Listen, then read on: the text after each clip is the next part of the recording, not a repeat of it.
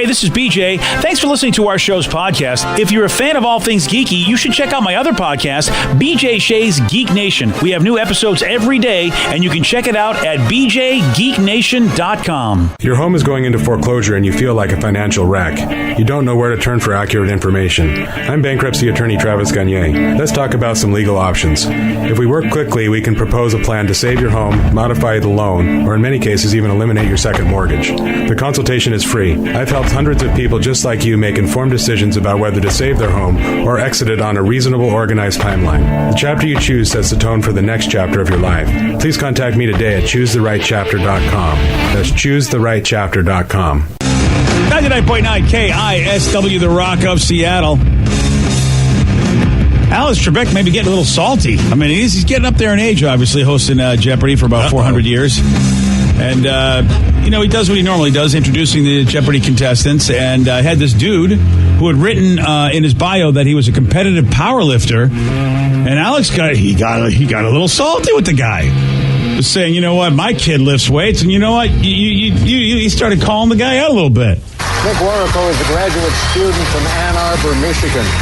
Nick, when my son was in college, he did a lot of work in the gym, weightlifting. You are a competitive strongman and a power lifter, and yet you don't appear to have the big, solid build that my son had at that time. Yeah, I guess there's a lot of muscle I could gain right now, but it takes time, and I'm willing to put in the effort. All right. Good luck. That was the saddest response ever. Wow. What are you doing dismissive to me? What are you doing, huh? Wow. What are you doing to me? What are you doing, huh? Damn, dude. Alex, I guess I could work on my body a little bit more. Well, why would you put down your competitive power lifter and you don't even look the part? Like you have a long way to go to get to look like you're really that guy. Why even put it down? What does this guy look like? I'd love to see like a side-by-side comparison between that guy and Alex Trebek's son. Alex Trebek's son must be swole. Yeah, my son's swole. Yeah. You, sir, are not. You are not. I'm too sexy for my shirt. So sexy it hurts. My son is. Yeah. How about that? He's still a proud papa, apparently. I'm a little drunk, and I need you now. The guy looks pretty big from the picture.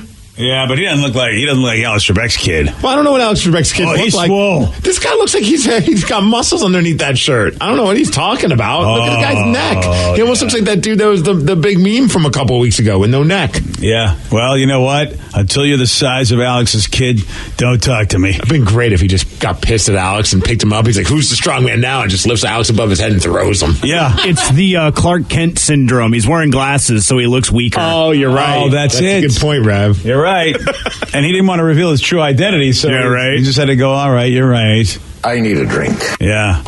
But if it was Lex Luthor, in charge of Jeopardy, then he would have done something. Now I'm looking at a picture of Alex's son. That guy, he looks smaller. I don't know what's going on. You're right, dude. He does look smaller if that's the only kid if that's the kid he's talking about. So why was Alex throwing shade then? That's just mean. Yeah. He just wanted to brag about his son being swole. Yes. His son looks really thin in that picture compared to that other dude. Unless Alex saw the man shirtless in the dressing room. Oh, they do that in Jeopardy. The green room, you have to sit shirtless. Mm-hmm. Yeah, so he probably did see him. I want my baby back ribs. I never had to do that in Wheel of Fortune, man. Yeah, see, I don't know. Pat Sajak didn't just show up without his shirt on and just started flexing for us or nothing like that. Well, that's part of the tryout. You know what I mean? Jeopardy's a lot harder, man. Yeah, no, it's really, not only have to know stuff. We actually have audio of Alex Trebek in the green room. I know nothing about a dick tree. Oh, see, that's... Oh, dear. Yeah, but apparently... Gangstas. You got to bring one of those, too, apparently. You got to be swole and you got to bring that tree. Wiggle, wiggle, wiggle, wiggle, wiggle, yeah. Wiggle, wiggle, wiggle, wiggle, wiggle, yeah. Where are you getting all this green room audio? Oh, we have our insiders. That's what at Jeopardy. Can we hear that again, Danny? Because here's the thing. We just saw a picture of Alex Trebek's kid. I mean, he looks okay, but he looks thin. And then, of course, like Steve said, we saw a picture of the dude on Jeopardy. He looks bigger than Alex's kid right now. And yet here's Alex throwing shade. Nick Warrico is a graduate student from Ann Arbor, Michigan. Nick, when my son was in college, he did a lot of work in the gym, weightlifting. You are a competitive strongman and a power lifter, and yet you don't appear to have the big, solid build that my son had at that time. Yeah, I guess there's a lot of muscle I could gain right now, but it takes time, and I'm willing to put in the effort. All right. Good luck. Like, F you, Alex. Yeah. And your son. I'm going to kick your son's ass next time I see him. Alex is like, yeah, sure you will. All right. right, you come on my show, you say you're a power weightlifter, you better be swole. And power weightlifters and strongmen have different body types than someone who just goes to the gym to get cut. See, now I didn't know that, but they should have talked to you because you know the difference. Well, I mean, I thought most people do.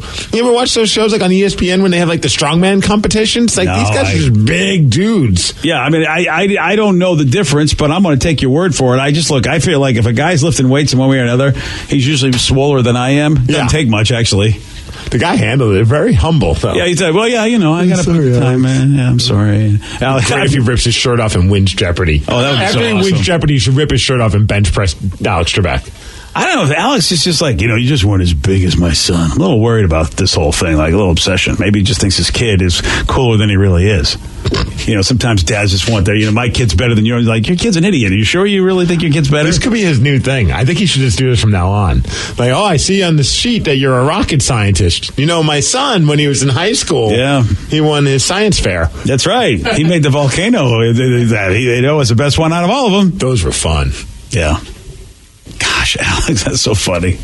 Oh, all right. What are we looking at now, the Vicky? bodybuilders are the guys. Vicky's showing us a meme. This is a normal person amongst bodybuilders, and then under it is a bodybuilder amongst strongmen. Oh. And strongmen are just beasts. These girthy dudes. All right, so which one was this dude? Was he a strongman or was he a bodybuilder? I think he said he was a strongman.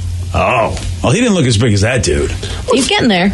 I mean, it's tough to tell with that sweater the guy had on. Yeah. Take off your shirt. Yeah, but you see Lou Ferrigno in a suit, Lou Ferrigno in a sweater. You see Lou Ferrigno in anything, and he looks like a big guy. Lou Ferrigno isn't a man, though. He's Lou Ferrigno. No, he's a beast. Lou Ferrigno's a pain in my ass. There. That too. Talk to me unless I pay him.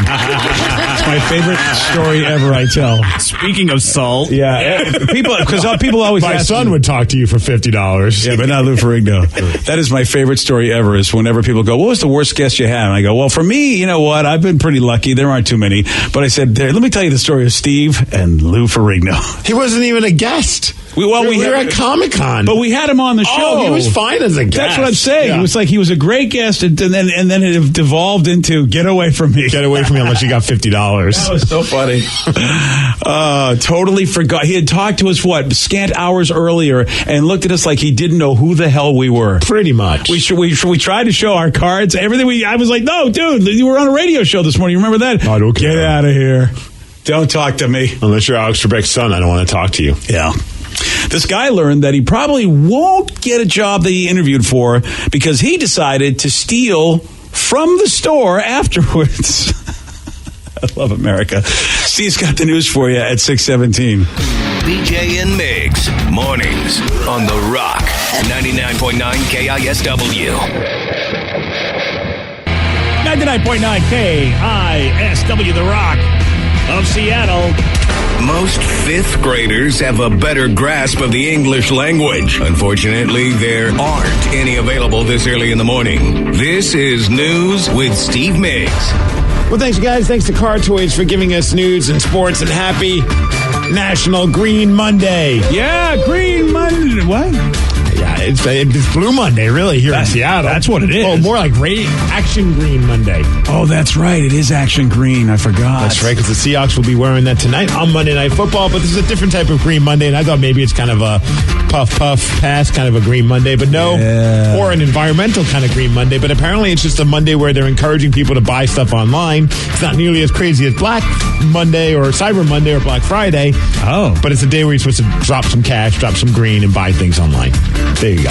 Yeah. I like Action Green Monday. It's Action Green Monday. I like that. That's a fact. I'm glad we fleshed this out. Yeah. Thank God. Yes. Really? That's all it is? Just shop a little bit? Yes. Okay. What do you want? This is one of those days. I guess so. Action Green Monday. We've changed it. And there are days that, the multiple days where, they have to, they have all these cookie days and stuff like that, and today, nothing. It's also National Dewey Decimal System Day. Boring. Yeah, let's go back to Green Monday. Festival for the Souls of Dead Whales Day. What? And Human Rights Day. Human rights? Who wants those? Who wants those? Losers. Well, one guy would like to have a job, but apparently he handled the job interview not so well. He's 24 years old. His name is Dominic, and he went to a Kohl's in Florida to interview for a job. Now, I guess maybe the interview didn't go well. Maybe it did go well, and he was feeling super confident because after the interview was over, he decided to steal a couple things from Kohl's. 2 pairs of women's shoes from the store.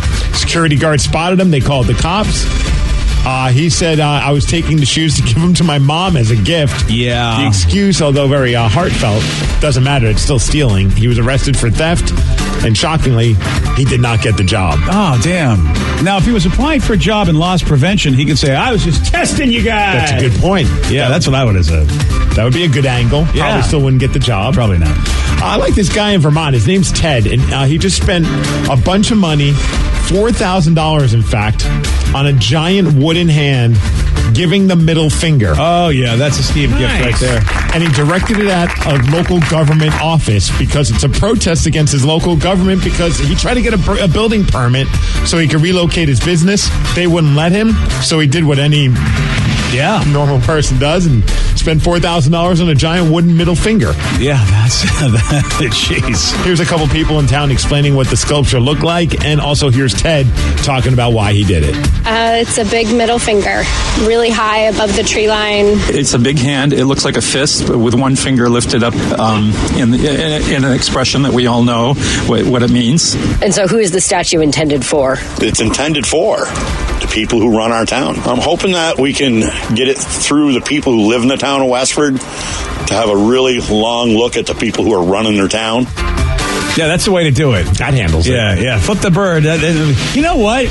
I hadn't really thought about how people are running our town, but then there's the bird flipping statue. Now I'm realizing. They were just telling them all they're number one at what they do. That's what it is. Dude, how about this? Have you heard the latest story that's happening over at Facebook with the employees there? No. Apparently, it's just such a crazy environment. I mean, this is according to a BuzzFeed report, so take it as you will. But apparently, there's so much distrust and tension within Facebook that a lot of people that work there have been buying burner phones that they can use to talk S about the company. Wow. They don't trust their own phones. Well, yeah. Every time you get an ad. Well, exactly. You don't know who's listening in. You don't know if the Russians have hacked your stuff. You don't know anything when it comes to Facebook. If they're listening to us to know what kind of underwear they want to advertise to us on their Facebook page, I mean, they sure as hell are going to pick up on them talking crap. Imagine we would have to get burner phones for you and I just have a conversation. We'd feel that bugged. Wouldn't that be nuts if you work for Facebook and then you go on your Facebook page and it's like adult diapers because we know you're talking crap about us? Oh, hey, we're on to you, Johnny. I like that one. Quit talking S about us. Yeah. Damn, dude, that's Facebook, everybody. Like I mentioned, Seahawks playing tonight, Monday Night Football here at CenturyLink Field. You might want to bring a tarp or a poncho or something because it's probably going to rain tonight. It's going to be cold. Oh, yeah. But Pete Carroll, he did challenge the fans to get louder than the last game. So hopefully they listen to Pete, our coach, and get real loud at CenturyLink Field tonight. It's against the Minnesota Vikings. Big game. Unfortunately, DJ Fluker, who's just been a star on the offensive guard, he's not going to be able to play. KJ Wright won't be there. And wide receiver Doug Baldwin apparently is questionable. So fortunately, Tyler Lockett's just been incredible for the team. And, but let's hope things turn out all right for the Seahawks. Well, yeah, it was a big game. And I was listening to Pete Carroll. He says, look, these guys are better than people think, and it's going to be a tough one. The Vikings? Yeah, absolutely. Yeah, just better than their record indicates. But yesterday, I don't know if you were watching any football, but did you happen to catch the Patriots-Dolphins game? Well, that was... I had to look at your son when that happened. That was fan-freaking-tastic. Yeah. How many times have we seen these kind of plays happen at an end of a game, and they never end up working? No. And I always wonder, why are you even trying to do those lateral passes and trying to do whatever, these desperation moves? But it actually worked out for the Dolphins. They're calling it the miracle in Miami, and this was the big story. The Patriots were up 33-28, 7 seconds left in the game. Dolphins 69 yards from the end zone. They threw a pass to the midfield, lateraled twice, and somehow made it into the end zone, passing Rob Gronkowski. He was the last guy to be able to make the tackle. Here's the TV announcers talking about what happened over in Miami. Tannehill will throw it, and this will end it after the shovel, or will it? Miami running around, circling. Oh, look out! Gronkowski didn't have the angle. Touchdown! Oh, Kenyon Drake! A miracle! Yeah, unbelievable. I love listening to. I heard a clip of the Boston announcers doing it on the radio. Yeah, and whoever their color commentator is, as the play-by-play guy's doing the announcement, just hear him in the background, just go, Jesus. Yeah. That's awesome. As far as weather, 48 degrees and cloudy, and thank you, Brandman College, for giving us news and sports. It is fascinating because what are the Patriots, 9-4 right now? I believe you're right. We will be, if we win tonight, we'll only be one game behind them. And the way the season started for both teams, you would think, hey, you know what, the Seahawks are going nowhere and the Patriots are still who they are. Just goes to show you it's a long season. You got to hang in there, baby. Yeah. And the Chicago Bears might be looking like the team to beat. That was a real offensive battle yesterday. Jeez. Well, we had it was early in the season, but they gave us a hard time. Oh gosh, yeah. But you go, okay, early in the season, Denver also gave us a hard time. So you'd like to go, all right, well, let's just love to play those guys again when we got our stuff going and it's late in the season.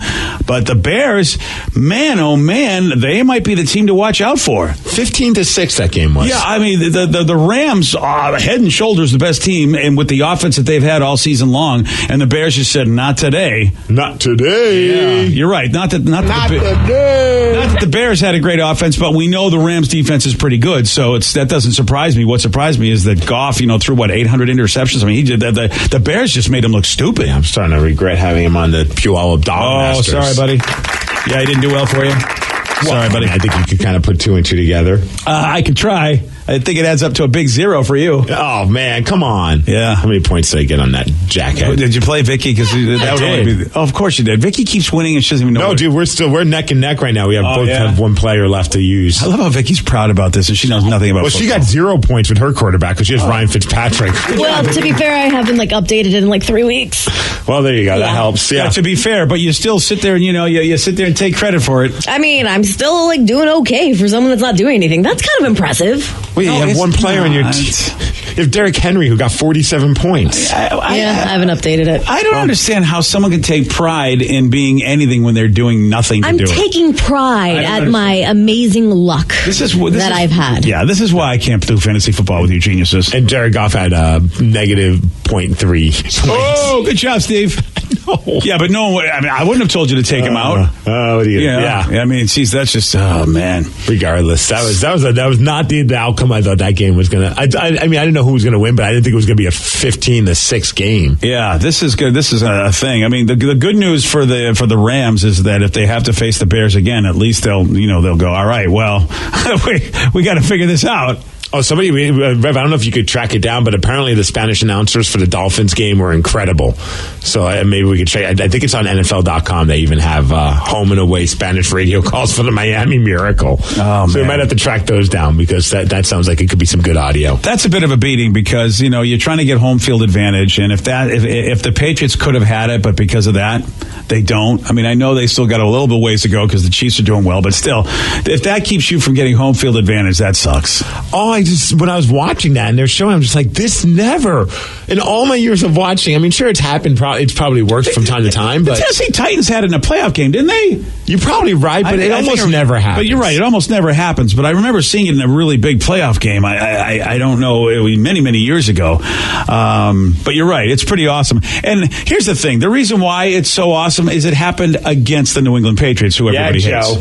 That's really... Yeah. My dad actually called me into the room when that happened. He's like, you gotta see this play. And just seeing Tom Brady before the play and then him after the play, it just warmed my heart. Well, we know what that looks like because... we've had it. Yeah, we saw when Kirsch made that incredible catch in the Super Bowl and you see Tom Brady in the sideline going... Here we go again. Not again. And unfortunately, it wasn't again. Somebody put together that whole play with the Titanic music playing in the background. Oh, nice. It's hilarious. I shared it on the BJ Miggs Facebook page. That's very awesome. Yeah, the whole world was talking about that play, which, I mean, they really should have. Like you said, Steve, you never get to see it happen. No. So it's awesome when it does happen. It's a desperation lateral thing that usually ends with just somebody just like, It made me so happy. And especially when it happens then to the Patriots. That makes it even better. It would have been entertaining no matter what team. But the fact that it was against the Patriots and I knew Joe would be sad. Yeah. I think I found the Spanish announcers. Well, if they're speaking Spanish, I bet you have. I'm pretty sure they're speaking Spanish. All right, let's give them a listen. Acá tira este pase, lo tiene ahí para Kenny Steele. Kenny Steele lo da la pelota acá a Devonta Parker. Devonta Parker a Kenyon Drake. Kenyon Drake se va corriendo, cuidado. Kenyon Drake le tira a Gronkowski. Kenyon Drake, touchdown, Kenyon Drake. ¡Qué jugada! ¡Qué jugada! Miami. that's the right one. Partido con una jugada sensacional. Tannehill para Kenny Stills. Después para Devontae Parker. I was expecting more. Yeah. Para Kenyon Drake. Rob Gronkowski defendiendo, no lo pudo parar. Y Okay. ahí está. I thought he was kissing the first time I heard that. It was like a weird glitchy sound. At first I thought he was like, Kenya Drake. I was like, nice. Well, I think it was even after, like, que jugada. Yeah, what which is that? means what a play. And do you do that kiss every once in a while, like to just like an exclamation point? I don't, but I thought that was funny if you did. Yeah, maybe that's just his thing. That guy did a good job doing the American names, too, because sometimes I don't know who they're talking about because of the accents, even with the American names. So that dude, he was, you know what? He had a good command of both languages. I still think the Boston guy was the best. Jesus. Yeah, Jesus. Here we go. On Friday, Steve, he did get this one right. A poke bowl is a diced raw fish dish that originated in which U.S. state? Oh, California? No. Hawaii. Yes. I went to that pokey. Yeah, you got a shot at beating Steve. We're still using Danny's cell phone, right? Yeah, it's his burner phone now. Yeah, 206-449-1181. We're playing Beat Meeks at 647 on The Rock. Today's podcast was brought to you by Travis Gagne, bankruptcy attorney. He's here right now and has agreed to answer more of your questions about bankruptcy. What's the difference between filing for bankruptcy and credit counseling? Credit counseling is a useful process in some circumstances, but it does show up on your credit. In fact, from a credit scoring standpoint, credit counseling shows up just like a bankruptcy, so it's going to affect your credit as negatively as filing bankruptcy. In credit counseling, the idea is that a credit counselor works with your creditors on your behalf to try to lower interest rates or work out payment plans with your creditors to pay back your debt over time. In credit counseling, you almost always pay back 100% of the debt, sometimes at lower interest. And of course, some creditors will participate in that process and some won't. So you're usually left with kind of a mixed result with credit counseling and, of course, a high payment. Thanks, Travis. If you have more questions about bankruptcy, you can reach out to Travis anytime at choosetherightchapter.com. That's choosetherightchapter.com. Thanks for listening.